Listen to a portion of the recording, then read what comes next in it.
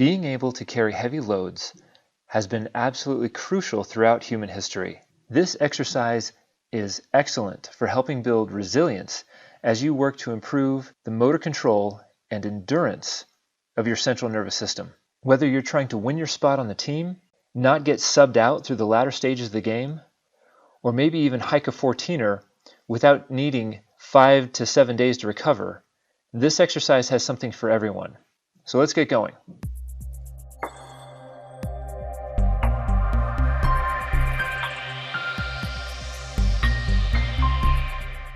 Being able to carry heavy loads has been absolutely crucial throughout human history. This exercise is excellent for helping build resilience as you work to improve the motor control and endurance of your central nervous system. Whether you're trying to win your spot on the team, not get subbed out through the latter stages of the game, or maybe even hike a 14er without needing 5 to 7 days to recover, this exercise has something for everyone. So let's get going. The first thing we need to do is make sure that we have the correct weight to work with. So grab 2 or 3 kettlebells, maybe start around the 20 or 25 pound range, and let's figure out how to make sure that we're working with the correct weight.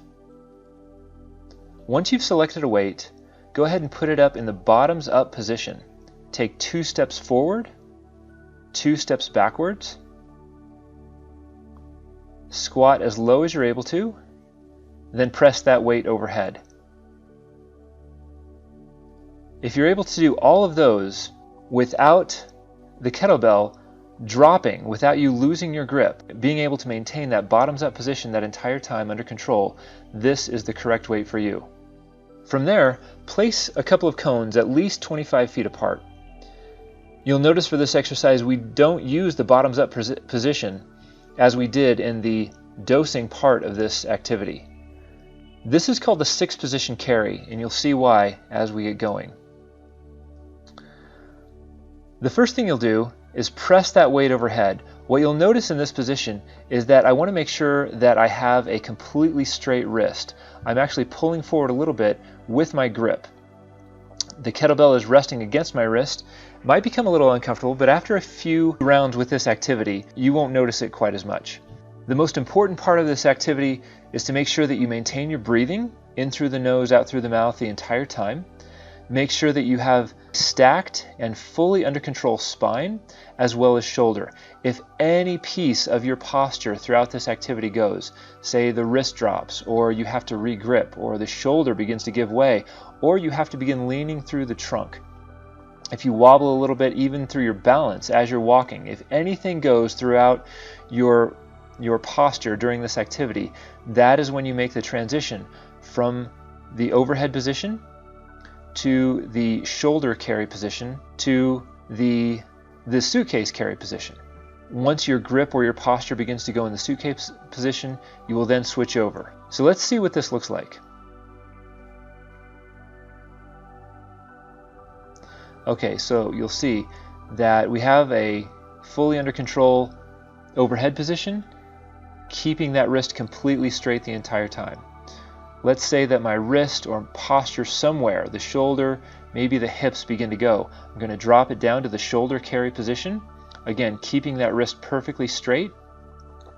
And now as I begin to fatigue, I'm going to drop it down to the suitcase carry position.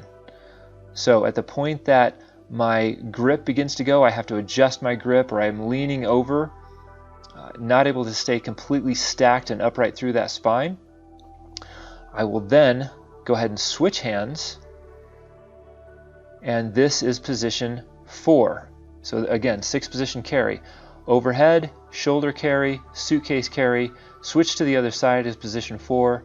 Now I will drop that weight back to the shoulder position for position 5.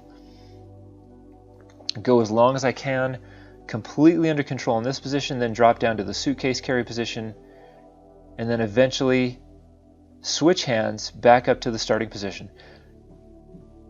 Your goal here is at least 10 minutes. So again, get the dosage correct.